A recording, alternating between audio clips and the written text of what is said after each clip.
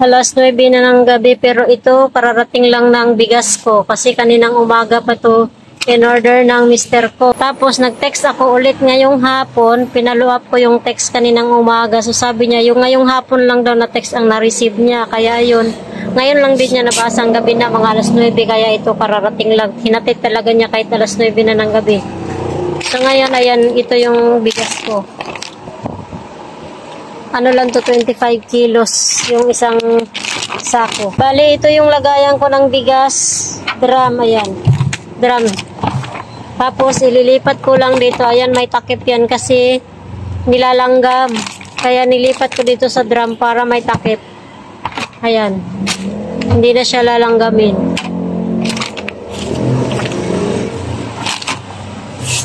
Ililipat.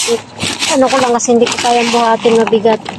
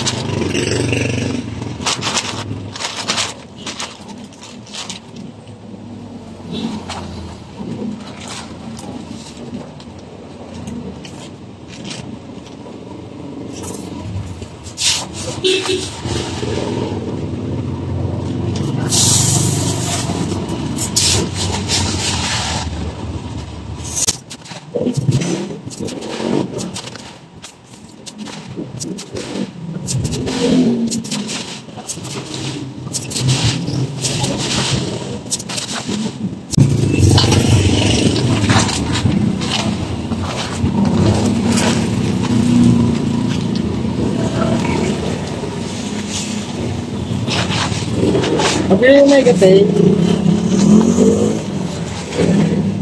Bali, ayan na, nailipat ko na sa drum.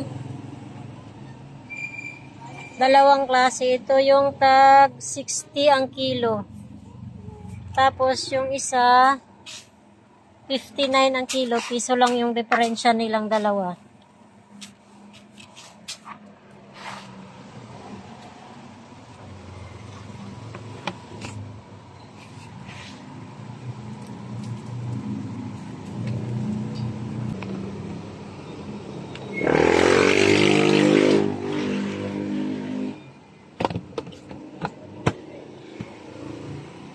Kaya nilagyan natin ng takip para sure na walang makakapasok na langga.